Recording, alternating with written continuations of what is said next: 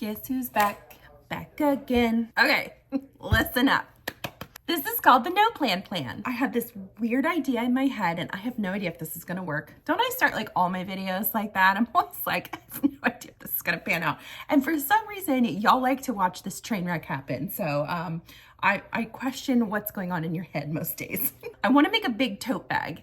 And I think you guys really like making tote bags because they're easy, but they also look great when you're done and you feel successful. So I want to give you some options. You guys have been asking for a tote bag with a lining, but still made out of the dish drying mat. I found these larger dish drying mats at my Dollar Tree. Now, some of you have had trouble finding these. This is a 15-inch by 20-inch, and normally I think they're like 12 by 15. But some of you have been saying that you can find the smaller 12 by 15s, but they're in like boring colors. Well, let's cover them up with something else, right? Let's make it more interesting. Now, these I'm going to use just because I have them on hand and I need to use them up, but these would be really cute if you let the pattern show through, but I have a ton of these and I need to use them up. So I'm going to cover up the pattern on these, and I'm sure some of you are already going to the comments to tell me how much that makes you mad, but sorry. So I made a little list of what you're going to need for this project, and I'll go over it with you and then show you. It's going to be $11.25 total if you use all Dollar Tree items. I am actually cheating a little bit because I found this in my stash. It was a remnant from Joann, and it's like this thicker, kind of shiny, crazy fabric. So the tote bag I'm creating is going to be color blocked, but the way that I priced this out is you don't have to color block it. You can just cover your dish mat with 1 fat quarter, and that would be the price that's for this. But if you have some other stuff laying around in your stash, I'm going to show you how to color block it if you want to do that. It'll just raise the price a little bit. So the outside of my bag is going to be this. This is from Dollar Tree. Isn't this so cute? The toucans and the parrots. And then I'm going to color block the bottom with this. I have no idea if this is going to turn out cute. And then this is going to be another fat quarters worth of fabric that you can get at Dollar Tree, and this is going to be the strap. You see how this is sort of coming together? And then why not go crazy and make the lining bright green? Why not? Okay, the other thing I'm going to use is, this is in the like auto section of Dollar Tree, and it's supposed to be like a car organizer, right? So it's got this like zipper on it, and it's got a bag, and then it's got these little pockets. So if it fits, and I think it will, I'm planning to place this in the lining and attach it to the lining so it has a built-in pocket already in it that's already made, so you don't have to make it. I thought that was kind of fun, right? I don't know if it's gonna work. It might be a disaster. We'll find out. The other thing that you'll need is a pack of and I don't have one here, but lightweight fusible interfacing. It comes in a little plastic bag in the craft section of Dollar Tree. I'm just using some that I have on hand, but that is added into this total as well. So it's going to be $11.25 to make this tote bag. Let's get into it. And then at the end, you can tell me if this looks like an $11 tote bag, or if it looks better, or if it looks way worse. Okay. First things first, I'm going to open everything up. I'm going to turn the camera off to do that. And I'm going to go to my ironing board and I'm going to press all of my fabrics because they're too wrinkly to work with right now. And then I'll meet you back here and I'll show you step 1. Okay, sweet friends. So here's what I'm thinking. If you want to use the fat quarter for the entire piece of your dish drying mat, you can. Like, this fits just fine, right? Still have a piece of sticker on there. I want to color block mine, and what that means is I'm going to move this up on my dish drying mat. So I've got it laid out here, 1, 2, 3, 4, 5 inches. So this will be the top of my bag, and I'm going to use that portion of it. And then this fun, crazy pink stuff that I found in the Joann remnant bin is going to create the bottom half. And I'm going to sew these together so you can kind of see the outline. So I don't want it to be halfway up the bag. I just want it to be like a little pop at the bottom. So it's going to be about like 1/3 of the bottom, and then the rest will be, the other 2/3 is the fat quarter. So I'm going to cut these to those sizes. To do that, I'm going to use my rotary cutter. This is a wonderful tool, but it's something you need to learn to be very careful with as you learn to sew, because it is sharp and it can cause a lot of damage. So this is 15 inches tall, and I'm going to use 5 inches of the pink. So what I'm going to do, I need 10 inches. I'm going to cut 11 inches. I'm going to cut it across. So we've got 11 inches tall. You can save this for another project. And then I'm gonna cut off an inch off of each side. It's okay if it's not exactly the size of your bag. You can cut it down. Just make sure it's a little bigger if anything. I wanna get rid of some of these wonky edges. So let me show you how this is coming together and you can kind of see here. Okay, we've got our top half, and let me get rid of another inch on this side. And then I'm just gonna repeat that with my other fat quarter that matches this one. I was just so excited when I found these tropical prints at Dollar Tree. I knew I wanted to do something with them, but I wanted to make it a little bit fancy, and this is how I'm gonna do that. So to cheat on the second piece, I am just going to lay my first piece right on top of it and cut it out. Okay, just make sure all your edges are even. It doesn't have to be crisp and perfect exactly, because we're going to be trimming it down even more as we sew it. Now my fun pink fabric that's going to be the bottom of my bag, I need 20 inches long, and it has to be 5 to cover the space, but I'm going to make it 6 to give me a little leeway with my seam allowances.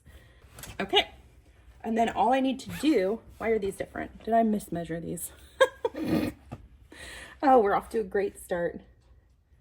Okay, this one is 6 inches. This one is not. See, you guys, I get to talking. That's okay. I can use that little piece for something else. See, this is my problem with scraps. I'm like, oh, I can do something with that. Nothing's ever like, oh, I guess I'll throw it away. Nope, never. I'm like, let's save everything. And then my room becomes a complete dumpster fire of just small pieces of things. But you know what? They come in the clinch sometimes, because I'm like, hey, remember that weird 5 by 20 inch piece of pink stuff that I cut? I need that right now. And I'll know exactly where it is. This is why I don't clean things as well. And then this needs to be 20 inches across. Lovely. Okay, so we've got our front pieces. Now we need to talk about the lining, which is going to be this fun green color, because why not? Now, let's see. Not quite that size. So this is one of those annoying sizes where I'll have just little pieces left over, but that's okay. I am cutting my lining exactly the same size as my dish drying mat, because that's going to be the basis of my bag. And it's okay if it's a little bit bigger. Don't get tied up in making things perfect, especially when you're learning. Get tied up in the fun parts of it. Get tied up in the fact that you're making something with your hands and using your imagination. That's what you should get tied up in and excited about. I don't even know what that is. I feel like oh, it's a lining. Maybe I'll use that piece to cover up with that auto thing. There's no telling in this room. All right. I'm laying this one out on the second lining, and we're cutting it to size. Close up your rotary cutter. And I'm gonna wait to cut my straps for a few minutes, because I'm not sure. I wanna think about how big I wanna make those. But again, this is sort of like you're seeing what's happening here. This is gonna be attached in the lining. We're actually going to attach these pieces to the dish drying mat. We're gonna do a little bit of quote unquote quilting. So see how that's gonna go? And I probably cut this way too big, and that's okay.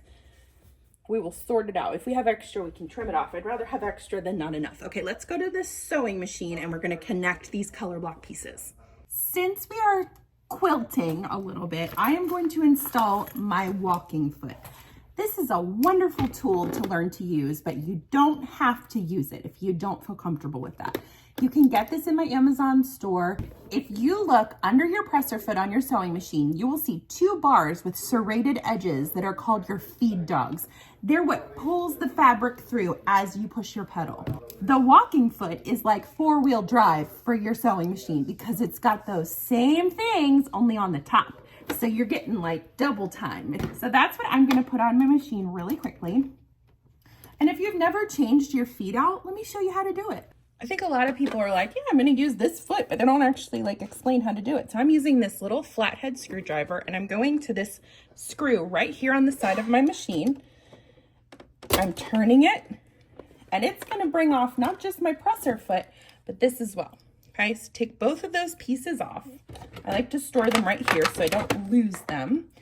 You'll loosen up that screw a little bit more. Take your walking foot and slide it in from the back so it hugs that bar, and then this little lobster claw goes over your needle bar, which is down here. Make sure everything is lined up and then just screw it back on. Done. Nice and tight. That's it. I'm gonna use white thread for this. I think that'll go with all these different colors I've decided to incorporate. And what I'm gonna do is take the bottom part of my front raw edge, and I'm gonna lay my pretty pink color blocked piece pretty side to pretty side and clip across this seam. I like to use sewing clips, especially when you're using kind of like weird fabrics like this pink one. I don't know if I want to stick a pin through that. I'm sure it'd be fine, but clips are just less committing.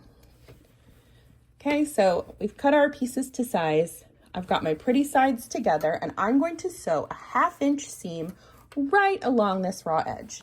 I always start with a back stitch, a couple of them, why not? And then just nice and easy. You'll see that that walking foot works double time. It's really powerful foot. And for this step, that's not necessarily important, but for the steps coming up where we're going to be quilting on top of this bag and putting the foam underneath the fabric, it's going to be important. Just make sure you're keeping your eye on whatever you're lining your fabric up with, and then when you get the end, back stitch and pull it out. Lovely. See that?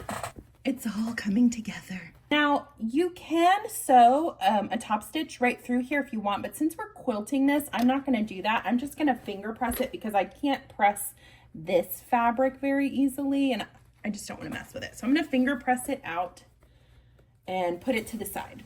And then I'm gonna repeat that whole process with my other two. So just make sure if you are color blocking that you're checking your direction of your print. I don't want my toucans to be upside down like this. I want my toucans facing up. So pin again or clip. Get everything lined up. Your pretty sides are touching. And just sew those two together. As far as a needle for this machine, for this project, I'm just gonna use on the higher end of a universal needle. So the higher the number, the thicker your needle shank is gonna be and the more sturdy it will be. So it can sew through like heavier fabrics. These aren't overly heavy fabrics. So for this project, I'm using an 80-12. I probably could do a 90-14, but it's really not that thick that I'm worried about it. I guess we'll find out. Okay, so we've got those two pieces together. Now it's time to quilt them. So here is my dish drying mat. I have finger pressed this seam down as well as it's going to be. I'm actually going to leave a little excess on the bottom as well, because sometimes things shift during flight and we don't want to have any issues. Maybe just like 1/4 inch hanging over the edge. You can always trim it, you just can't add it once it's gone. Once I've got everything straight as an arrow, and I'm going to use a little spritz of basting spray right here. But you just spray it on your fabric and then carefully roll it down so it doesn't get any bubbles or anything, and then just flatten it out. And that will make it nice and stuck. And the reason this is helpful is you don't want this fabric shifting around on you while you're trying to quilt it.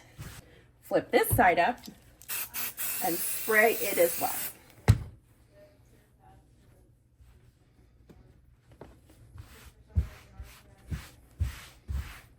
You don't have to use basting spray, but it is helpful in keeping things lined up properly. And then just clip it a few more times.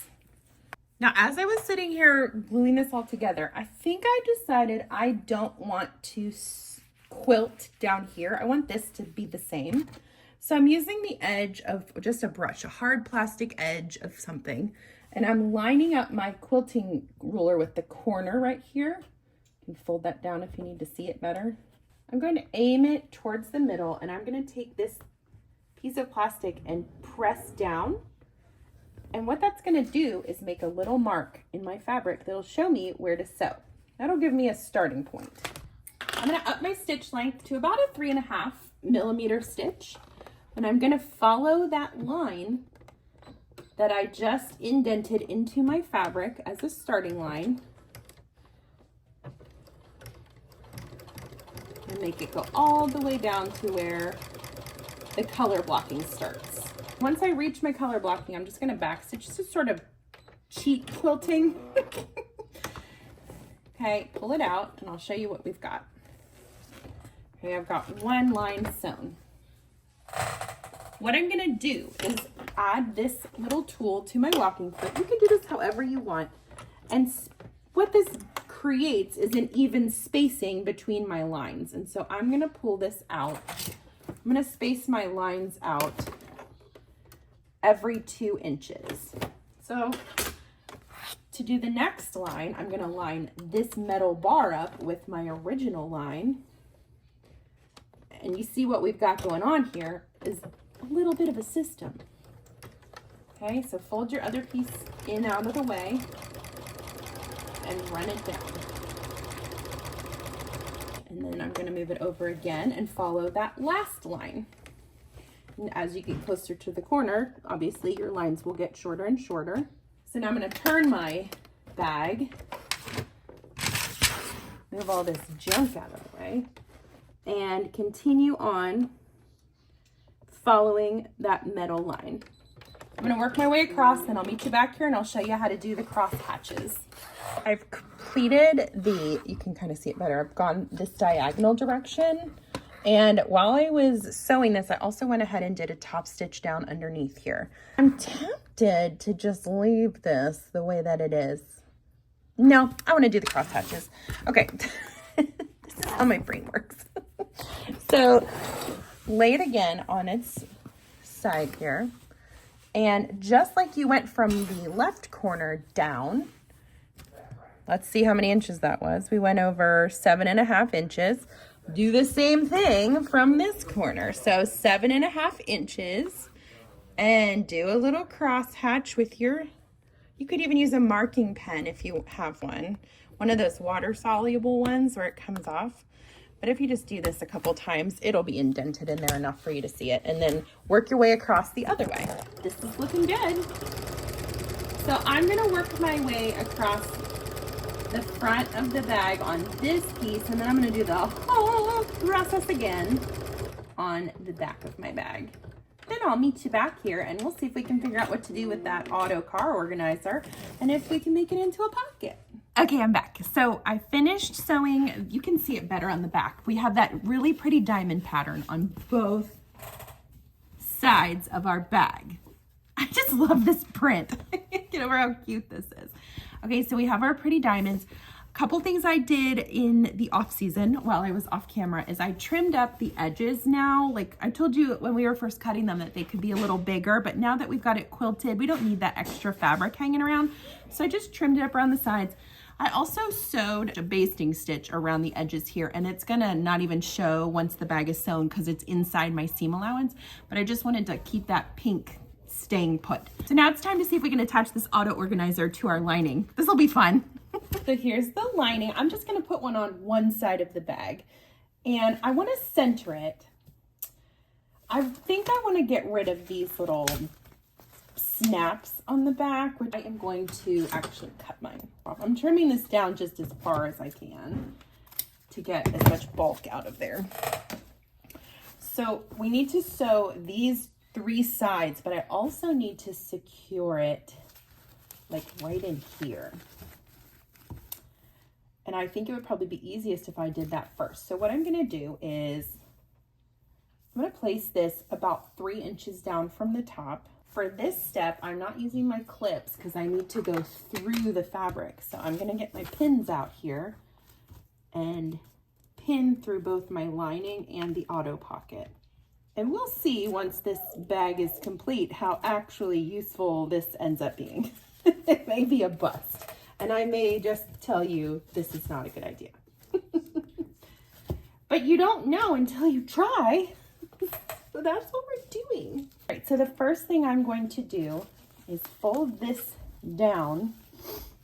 And I'm actually going to pin it on the inside of the pocket too. And I am going to sew just as much as I can. It doesn't have to go all the way to the edge, but just right on top of, there's already a line of stitches there from my zipper, where the zipper is. I'm going to sew it right in there. We call this sewing by the seat of your pants. Okay. So flatten it all out, get this top piece out of the way. And I'm not going to worry if it's not perfect all the way to the end. In fact, I'm starting mine about 2 inches from the edge, and that's fine. Just do the best you can. It doesn't have to be perfect.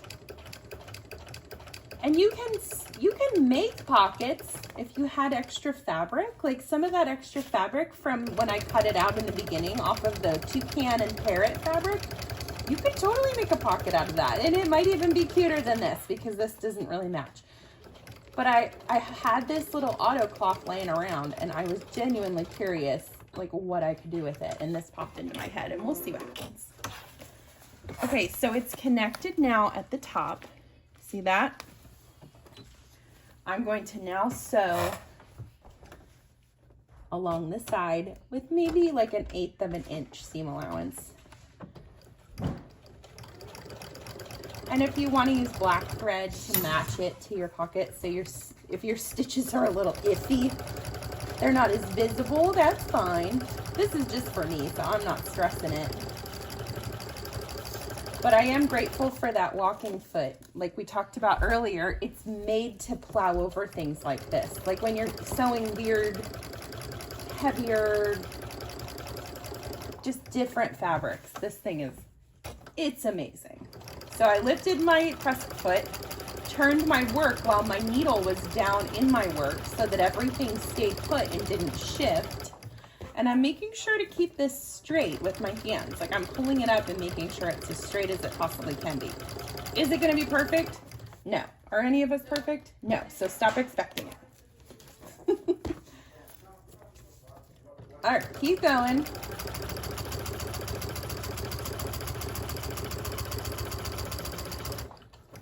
Lift your presser foot, turn your work, leave the needle down, press on. And that's why I put my pins kind of inside the seam allowance, out of the way of the seam allowance, because I didn't want them to interfere. Okay, back stitch at the end, and I'm not going all the way to the top. It's gonna be fine. Let's see. Look at that, that's pretty good. It's got a bag and a pocket. Oh, I need to take that pin out too. Okay, the next thing that we are going to do is our straps, and then it's time to put this whole thing together. Through many trial and error bags, I have determined my favorite length for a like over the shoulder bag for a like the strap, 18 inches to the top of the strap, so a total of 36 inches. So let me cut this down. So really just a yard of fabric. If you're using fat quarters, you can cut strips and sew them together at the top. So we've got 36 inches. Turn it this way and get rid of this selvage here. I love accenting bags with stripes, like striped fabrics. I just think that looks so cute. And I like my straps to be a little bit wider, but not super big. Ooh, this striped fabric kind of hurts your eyes. All right, let's see. We've got a total of 10 inches. If we do 5, and we divide that in half, I think that'll be good. So I'm gonna cut it 10 inches across, and then I'm gonna cut that piece in half, so it's 5 inches. 1, 2, 3, 4, 5 per strap, because we're going to be folding them in. Okay, well, heavens. Now we're going to do the next part at the ironing board. I'm going to show you how to attach that fusible interfacing. What is fusible interfacing? Good question that you didn't ask. Fusible interfacing has a bumpy side, which is the fusible side. You use it, heat activates that and it sticks to your fabric. And then it's got the other side. So what I'm gonna do is, and you can piece this together. If you don't have a full 36-inch long piece, that is fine.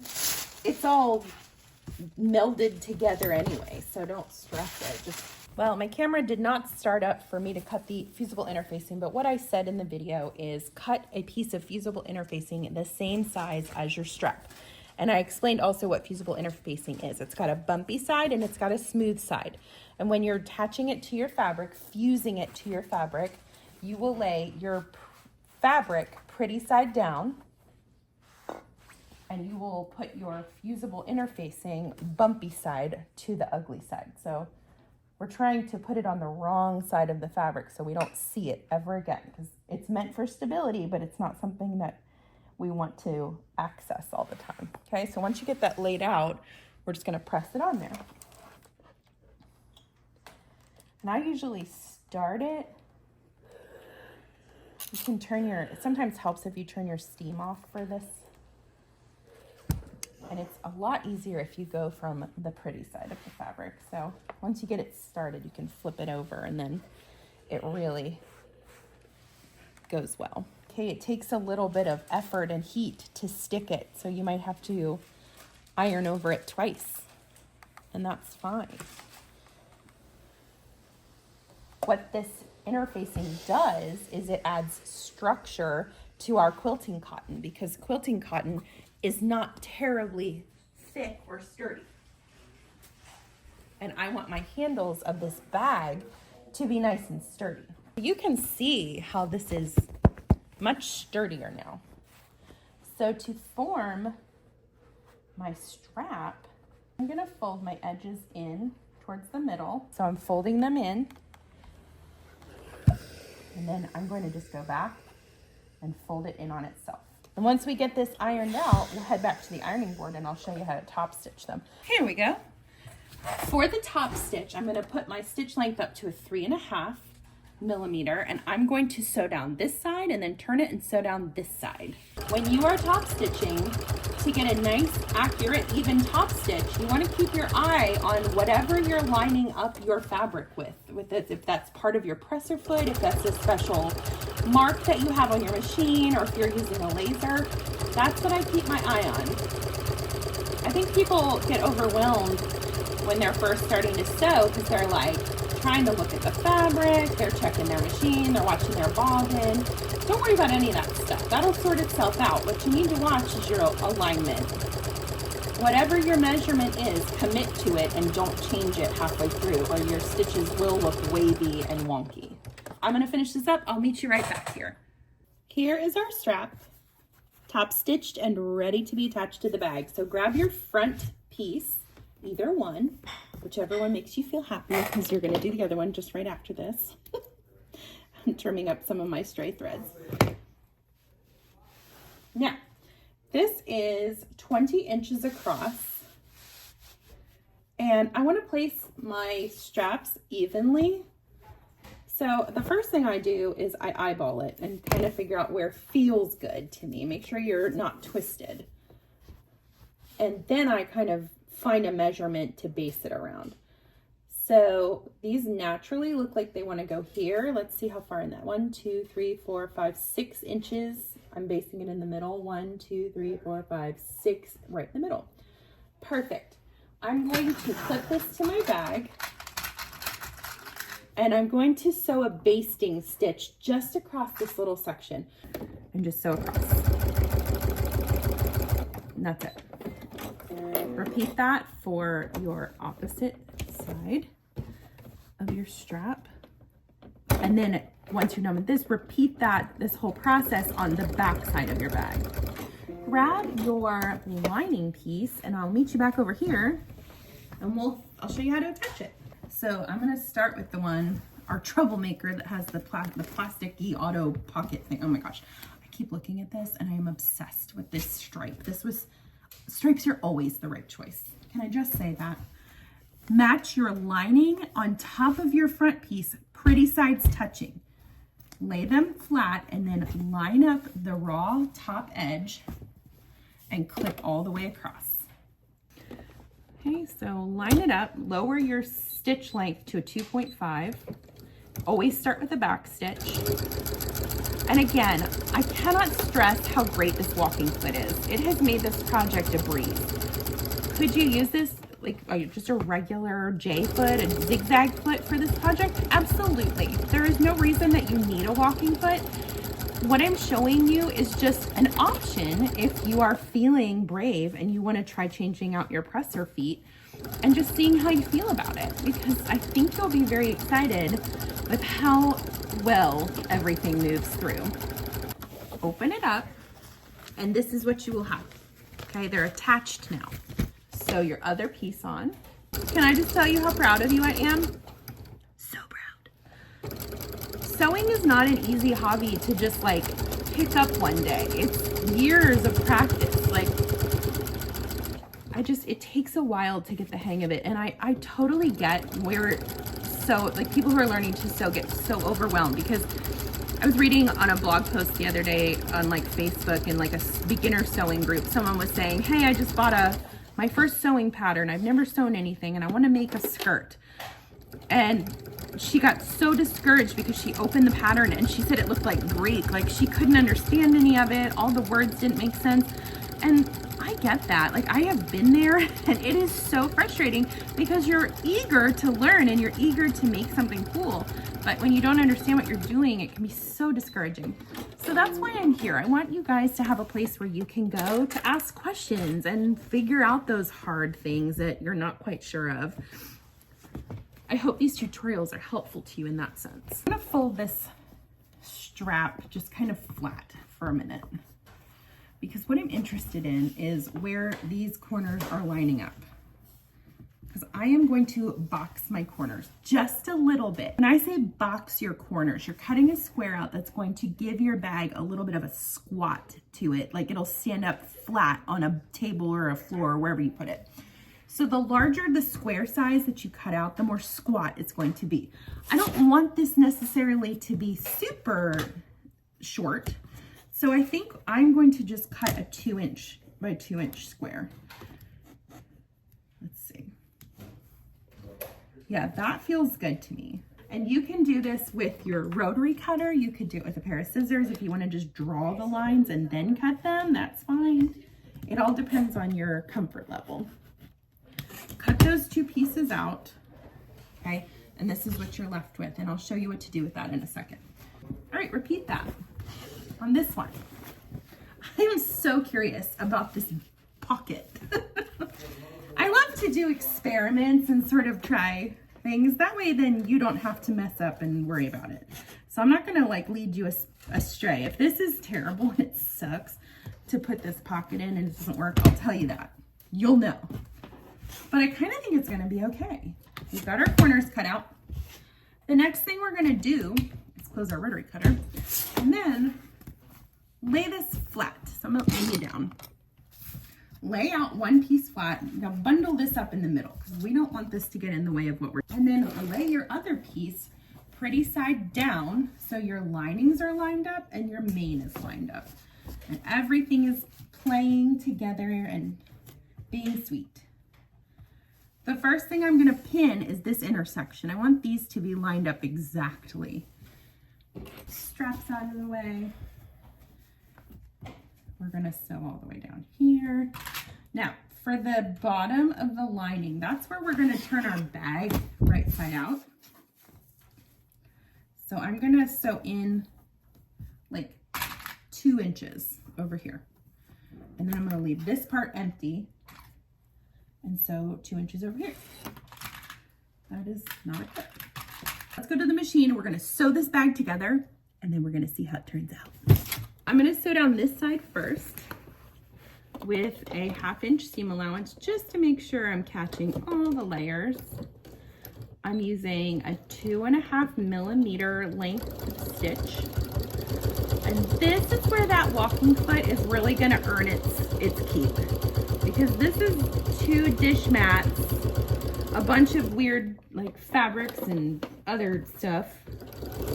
that we're sewing through, and it is plowing right through it. Make sure to keep your fingers away from the needle. A sewing needle through the finger, not pleasant. You're gonna come down off of that large, slow down at this part when you come down off that ridge, because you're going down to thinner fabric, so you don't want to fly through it or it'll get a big break between your stitches. And stop every few inches, realign everything, make sure that your raw edges are matching up still. Getting excited, I want to see this bag. Here's just like a helpful tip that I have learned through trial and error. People are drawn to bright colors, like they can't help themselves. Patterns that are bright, like these toucans and the parrots. I'm just flipping it and sewing this side now. People are just drawn to that kind of thing. This bright pink shiny fabric. So here's the thing, and this may be bad advice, but if you're new to sewing and you're worried about your flaws showing in your project, like things that you just didn't quite do perfectly, which I don't expect you to do anything perfectly, let me preface this with that. Get those bright, crazy fabrics. Get something with a pattern. Go for those bright, crazy fabrics that are a little loud, because they will not show like your mistakes as much, because people are gonna be so, I guess it makes people sound shallow to say that, like all they see is like patterns and colors and they're not looking. Honestly, I've said this before, if somebody's gonna pick apart a gift that you give them, they don't deserve it.